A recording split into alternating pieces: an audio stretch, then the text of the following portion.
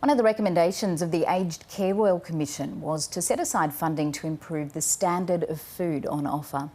Now, advocates are concerned that the $10 a day food supplement is being merged into general funding. Dr. Sarah Russell is Director of Aged Care Matters and joins us now. Good afternoon and welcome. Hello. To you. Can you first remind us why it was that this supplement, which actually totals $350 million for the industry, was introduced in the first place? Well, it was introduced by the previous government primarily to improve the standards and quality of the meals served in aged care homes. Now, one of the big findings of the Royal Commission and one of the big findings from me as an advocate is residents and families complaining about the quality of the meals. And now I have, over the last 6 or 7 years, collected lots of photographs, you're seeing them now, of meals that have been sent to me, photographs of meals that have been sent to me, and I put them into a short video, well, five-minute video, which I sent to the previous aged care minister. And I was very pleased to hear that they had put aside some money specifically for meals.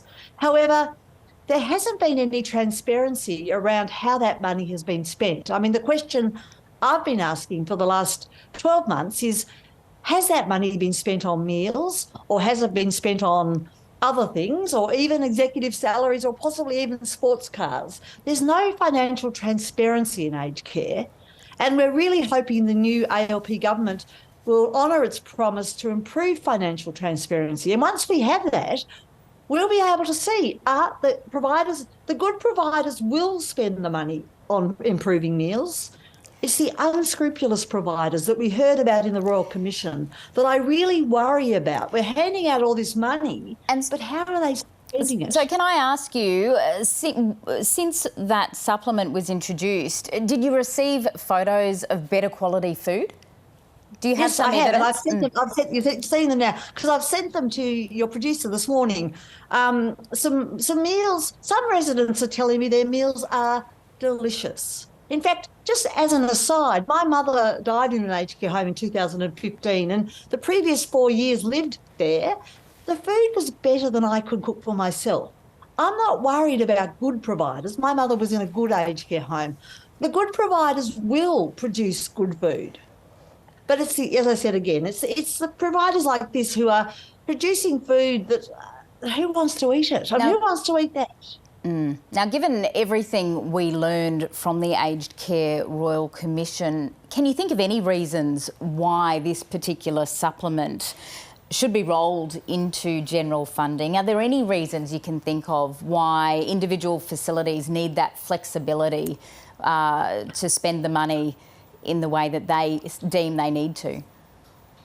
Look, I think it's a mistake. I think that the providers have been calling out for some more money. For the pandemic has caused, financial hardship for some providers because they've struggled. But look, the government and the previous governments, not just the previous one, but the previous few, they listen to the health department. That's who they're listening to. And that's who is advising the government right now to bring all this money, not specifically for meals, but put it into general revenue.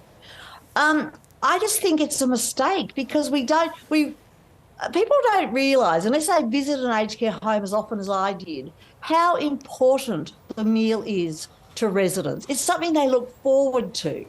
And if they don't get good food, it's so disappointing. It affects their mental health. It affects their physical health. So I just think it's a mistake, but I do understand that some providers have been lobbying for more money, and perhaps this is a way for providers to get extra money and be able to spend it on whatever they deem is appropriate. But how would you... It's on too long. Okay, yeah. You are the Director of Aged Care Matters. How would you rate the Albanese government's progress in the aged care area in total, not just on food, since coming to office? Is it moving in the right direction?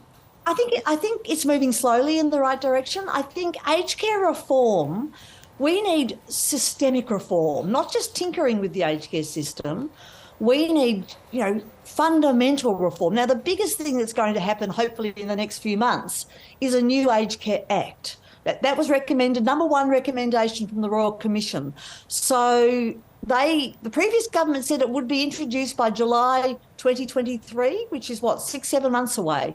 That will be the most important fundamental reform, and my fingers are crossed that that actually happens on schedule, because they have promised it will have a human rights focus. And that's what we need. We need the Aged Care Act to focus on older people. Dr. Sarah Russell, good to speak to you. Thank you. Thank you very much. Bye-bye.